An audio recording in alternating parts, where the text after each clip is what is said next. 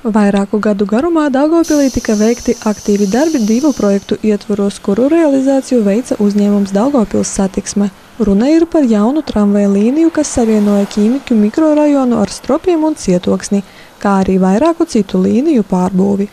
Šī gada jūnijā tika pabeigti atliktie darbi lielajos objektos un novērsti galvenie defekti, kas konstatēti pārbaudē maijā. Tagad ir pienācis laiks defektu novēršanas darbu veikšanai. Vienlaikus jāatgādina, ka šie 2 lielie projekti eksploatācijā tika nodoti 2023. gada beigās. Projekti bija jāpabeidz līdz pagājušā gada beigām. Protams, varēja ņemt tehnoloģisko pārtraukumu, bet tad ciestu pilsētas iedzīvotāji un viesi, kas izmanto sabiedrisko transportu.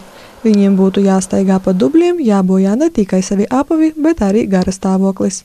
Mēs arī no daudziem pilsētas iedzīvotājiem esam dzirdējuši, ka tās ir 2 ļoti atšķirīgas un dažādas lietas, kāda šī Ventspils iela izskatījās līdz šim un kāda viņa izskatās tagad. Protams, ar apgaismes stabiem, ar labi iekārtotu teritoriju, patiesībā patiešām 2 dažādas lietas.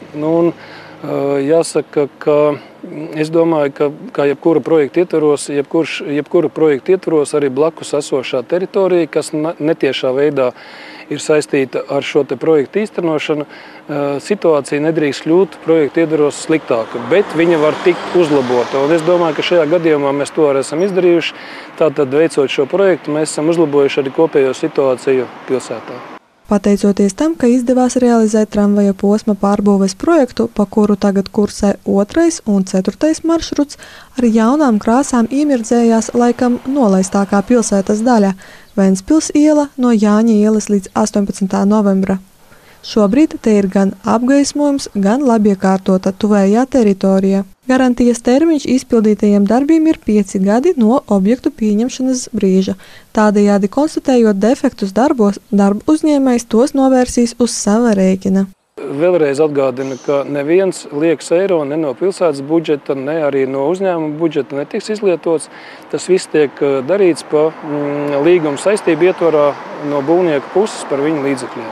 Šie projekti ļāvuši ievērojami uzlabot pilsētas sabiedriskā transporta infrastruktūru, veicinot ilgtspējīgu un ekoloģiski drošu pilsētas iedzīvotāju un viesu pārvietošanos. Ar projekta īstenošanas gaidu var iepazīties uzņēmuma mājaslapā sadaļā satiksme.daugavpils.lv projekti.